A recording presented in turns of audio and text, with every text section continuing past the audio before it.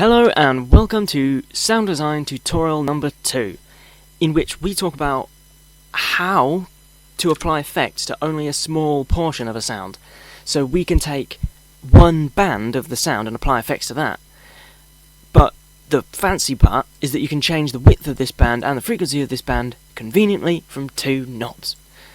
We do this in Maximus in the mixer.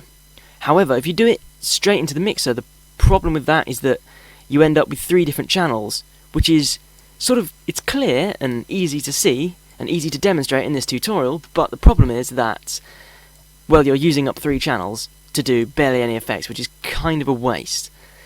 So in this tutorial, I'm just going to very briefly go over how it works like this, and then start a new project, remake it in Patcher, and upload the preset to the description so that you can use it yourself in one mixer insert. So first thing I'm going to do is demonstrate exactly what this sounds like. So as you can see, here in Maximus I can control the width and the frequency of the middle band. And what's happening is these effects, so the distortion and the reverb, are applied to the middle band and to the middle band only. So I have distortion and reverb on just this section. And I can move this section up and down and change the width of it.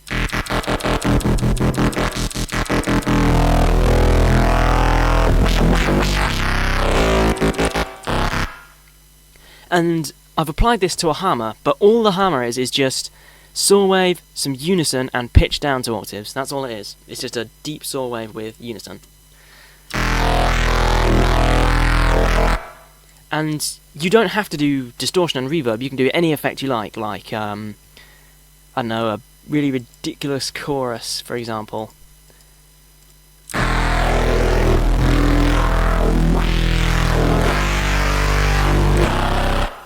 Which I think sounds pretty nice. So, basically the way it works is, in Maximus, it's all split up into 3 bands.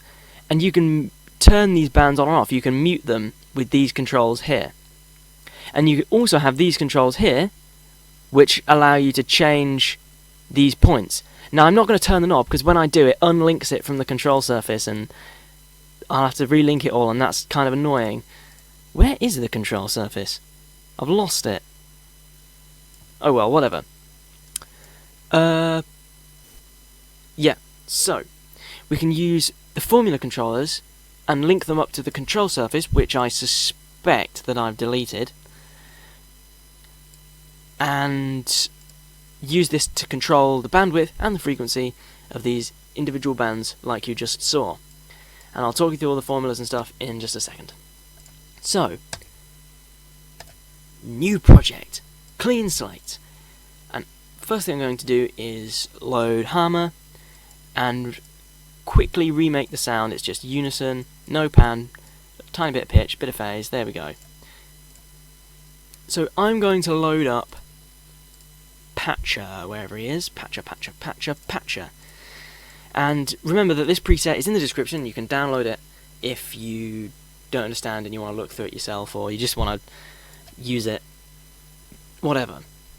So what I'm going to do is I'm going to load in 2 Maximuses first, 2 Maximi, and I'm pretty certain you could easily do this just with a normal EQ without having to bother with Maximus. You could just do it in the parametric EQ, but Maximus is the way I worked out how to do it, and that's what I'm going to use now. So, the top Maximus is the wet signal. The top Maximus should be just the middle band. And the way I'm going to do this is go to low and mute it. Mid, turn compression off so it's not altering the sound. High, muted. Master, compression off. So turning compression off, well, Maximus is a compressor. We don't want to compress it. All we want to do is mute everything but the mid. The only reason we're using Maximus at all is because it comes with these convenient knobs for moving around the bands. That's the only reason why we're using it. And in the second Maximus, we want the middle one to be muted. So in the first one, the middle one is soloed, and in this one, it's going to be muted. So in this one, compression off, muted, compression off, compression off. And just to make sure I did it right, muted, compression off, muted, compression off. Nice, I've done everything correctly. And to bring up the band view, by the way, just click the word bands here and it shows you all the bands. Okay, so the next thing I'm going to do is I'm going to right click and add a formula controller. Now what the formula controller does is you have 3 parameters here which you can change with these knobs from 0 to 1. You can write in any formula you like to link these 3 parameters together. And the result of the formula will end up as an output from this plugin, and you can assign this output to any parameter, which is pretty damn useful. So now I'm going to type A plus B, and it will become clear Y in a minute. It's very, very important to remember to click compile. Don't forget to click compile or else it won't work. Because what compile does is it confirms this formula and makes it start using that now. And if you don't click that, it'll do some completely random crap. And you'll be like, what's going on? Why doesn't my formula work? You didn't compile it. Okay, so now I'm going to add another formula controller. Formula. And the formula in this one is going to be A minus B. Compile. Okay. I'm going to go into the control surface and make the controls you saw a second ago. So I'm just going to add 2 knobs. And I'm going to call the first one bandwidth and the second one frequency. Okay, now I'm going to explain what the formula controllers are all about and why we've got A plus B, A minus B.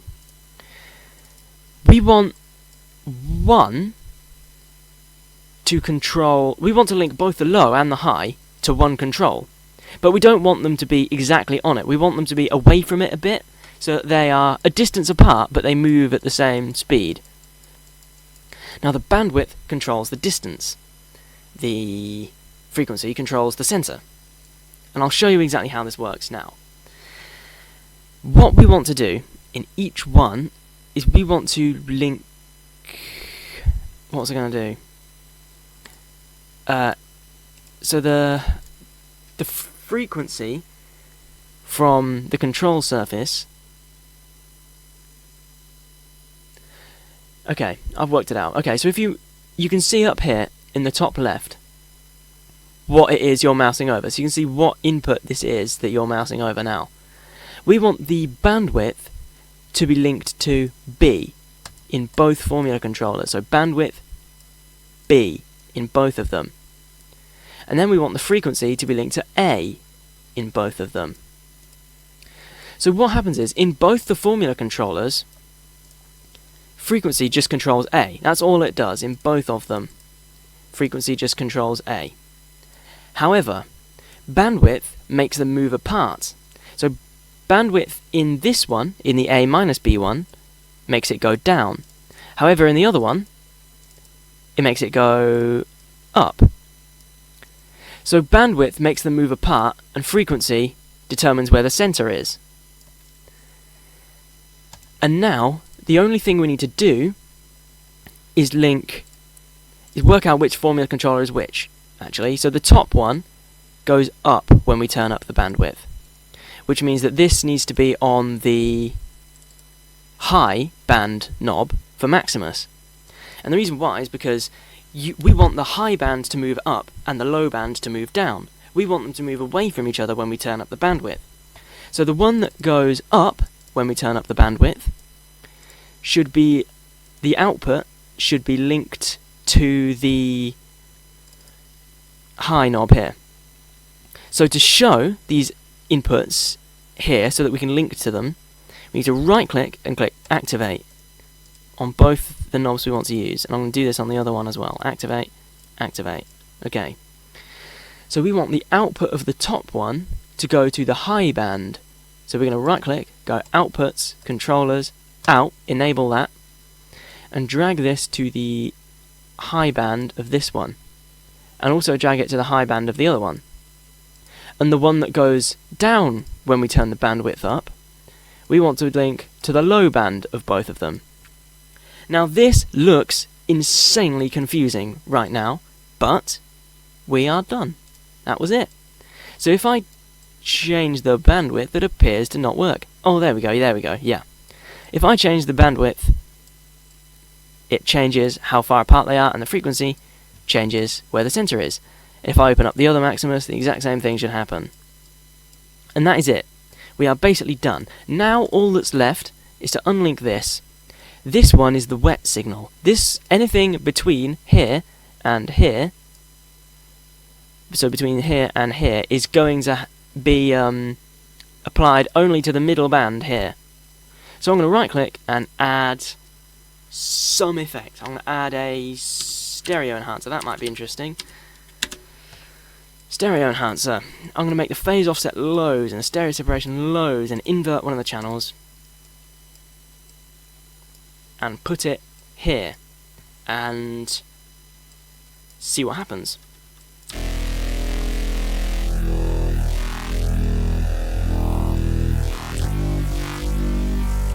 So clearly it's worked.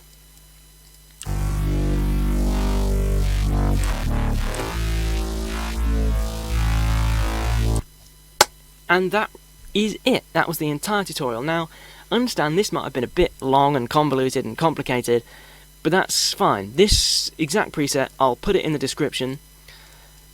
And that should make your life a bit easier if you want to look around it. This looks incredibly complicated, and it really is kind of simple. Once you've worked out the formulas, and once you know what's going on with the formula controllers, then it actually is really simple. I can't think of anything else that might need to go in this tutorial.